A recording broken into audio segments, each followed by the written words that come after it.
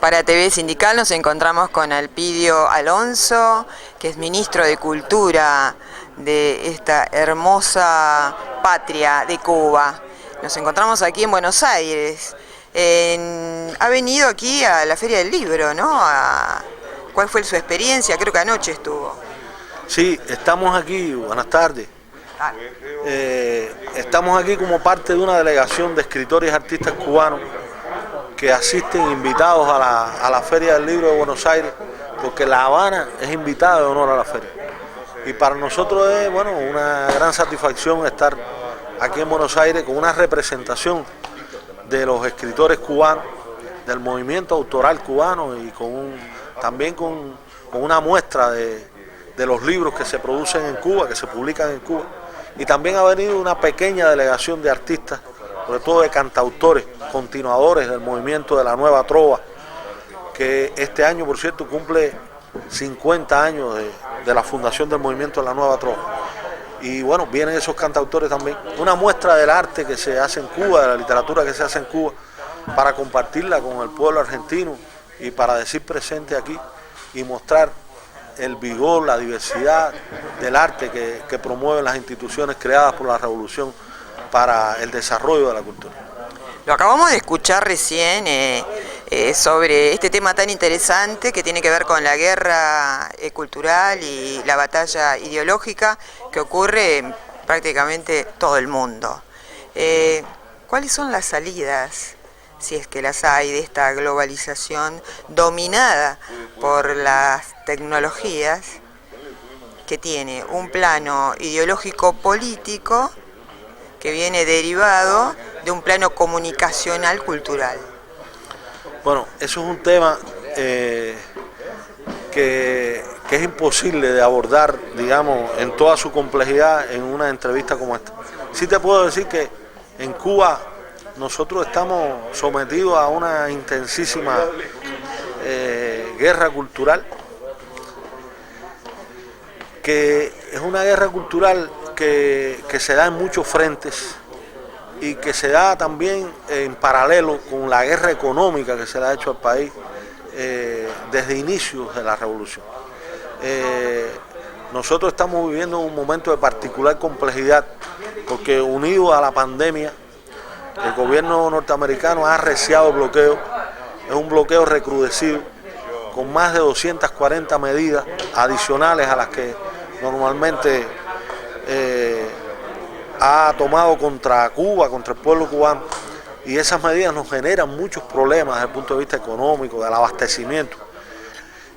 Son medidas que tratan de estrangular económicamente a la revolución, y ellos han arreciado ese bloqueo, aprovechando la pandemia de manera oportunista, han recrudecido el bloqueo, y en paralelo con el bloqueo económico han construido una gran campaña de descrédito del gobierno, culpando al gobierno de los problemas que tenemos nosotros desde el punto de vista material, invisibilizando los efectos del bloqueo y tratando de generar un malestar que crea una situación de insostenibilidad y de ingobernabilidad dentro del país. Por supuesto que frente a eso no hay otra alternativa que la de nosotros trabajar en función de desmentir esa campaña en primer lugar y de generar mucho más unidad al interior de la revolución. Así como ellos utilizan los medios para dividir, para tratar de generar desestabilización al gobierno, usan incluso la cultura con propósito subversivo contra la revolución. Bueno, nosotros estamos haciendo justamente lo contrario, tratando de poner nuestros contenidos en la red, de poner nuestra verdad en la red, de movilizarnos en función de desmontar esa campaña, de tratar de darle información a nuestros amigos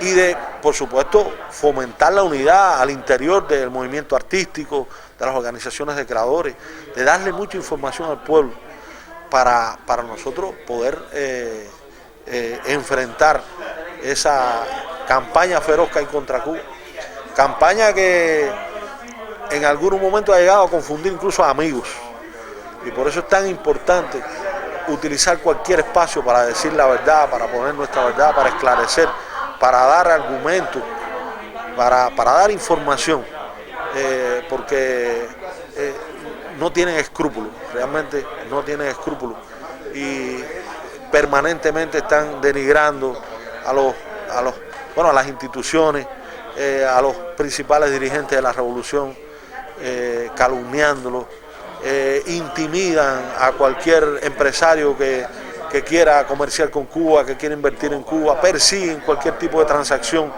económica de nuestro país, sancionan a los bancos, es decir, es una persecución feroz, y es la combinación, repito, del bloqueo, del recrudecimiento del bloqueo con el de esa campaña en una situación de pandemia, donde los pocos recursos que la revolución capta en materia de divisas han estado en función de salvar la vida de las personas en medio de la pandemia, de desarrollar esas vacunas que se han podido hacer gracias precisamente a la fuerza de trabajo calificada que la propia revolución ha desarrollado con el gran programa educacional y cultural que ha creado. Sí, si nosotros no hubiéramos tenido esas vacunas, como muchas veces le hemos escuchado al presidente de Ascanel decir, ¿quién nos hubiera vendido vacunas? ¿Qué hubiera sido de los cubanos sin esas vacunas desarrolladas por la revolución? Fueron los científicos graduados en nuestras universidades, los hijos de obreros y campesinos en Cuba, que estudiaron en esas universidades gracias a la revolución, gracias al programa biotecnológico que desarrolló Fidel, que tuvo esa luz larga como siempre, lo que permitió salir de esa situación, manejar la pandemia de forma ejemplar como se ha hecho y salvar al pueblo.